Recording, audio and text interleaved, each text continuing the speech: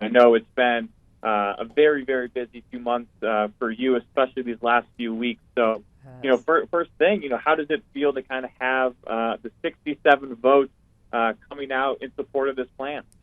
I was absolutely delighted with the strong bipartisan vote that we received last night on our infrastructure package.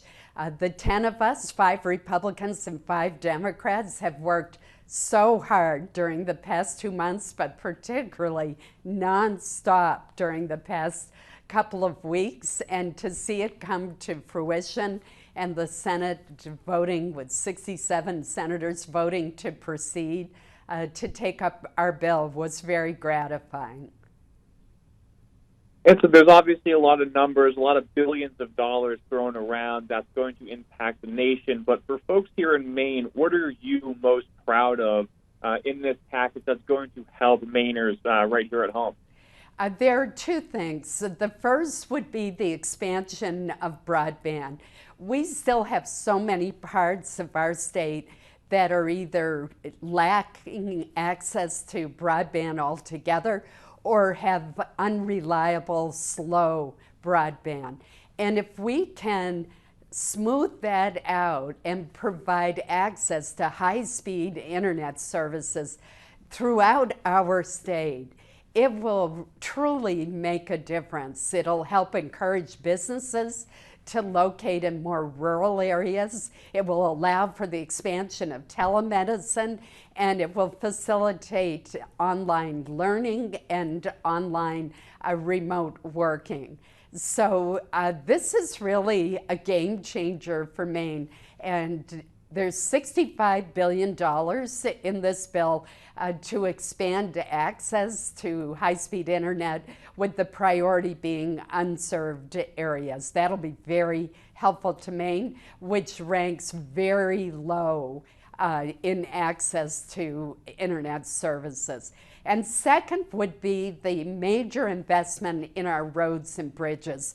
Maine has some 1,500 miles of roads and some 315 bridges that are considered to be in poor condition. That makes it more difficult for travel, for shipping goods, and also it creates safety problems and increased costs for drivers when they have a flat tire, for example, because of a huge pothole. So I'm really excited about the money for roads and bridges as well.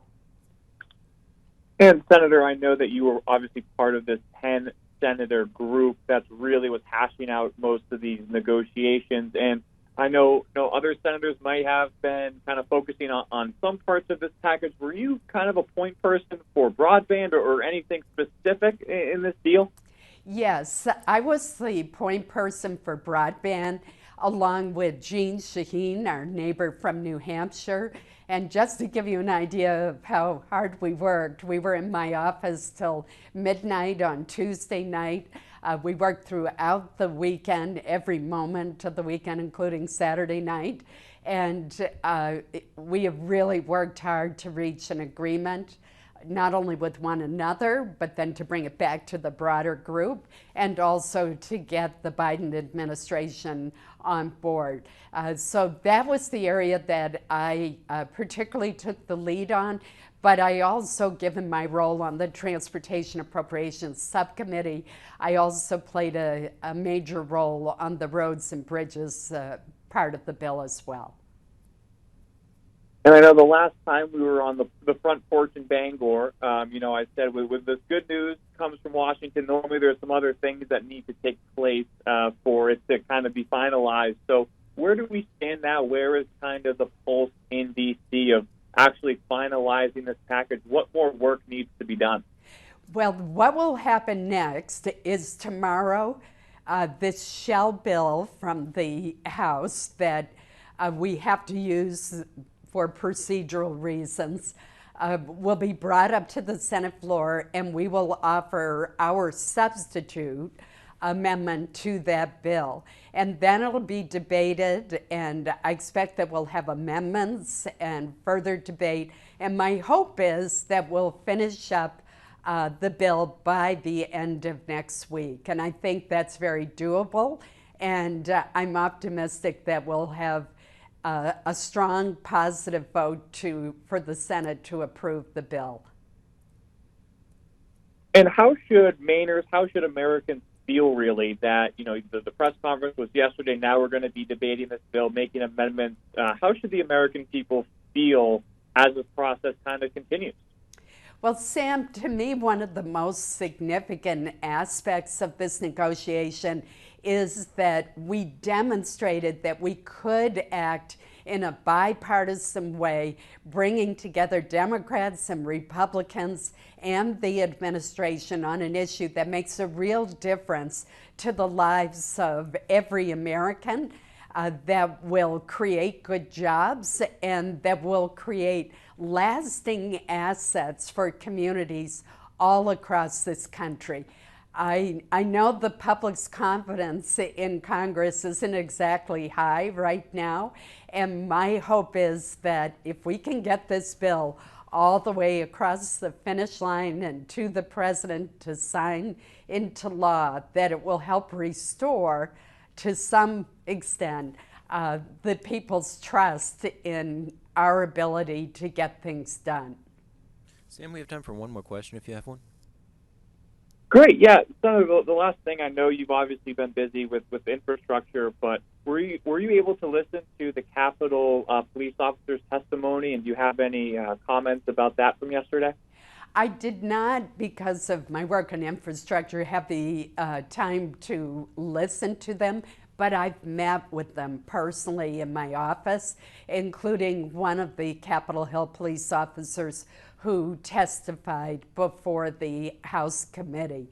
And I am a strong supporter of our Capitol Police and indeed of our police departments. And my heart goes out to them. They were not adequately prepared or supported. There was too much of a delay in calling in the National Guard and reinforcements. And I know that a lot of those police officers are still struggling with not only physical injuries from that terrible day, but also the emotional trauma of that day. They were very brave in trying to ensure that everyone in the Capitol, including myself, was safe, and they were literally battered for hours.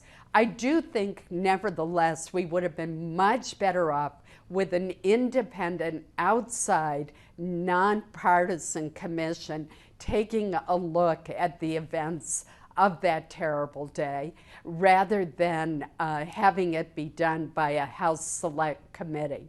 To me, it would have more credibility, but those police officers I've met with personally, and they have enormous credibility with me. I met both with Capitol Hill police officers and with a DC, District of Columbia police officer who deployed to the scene.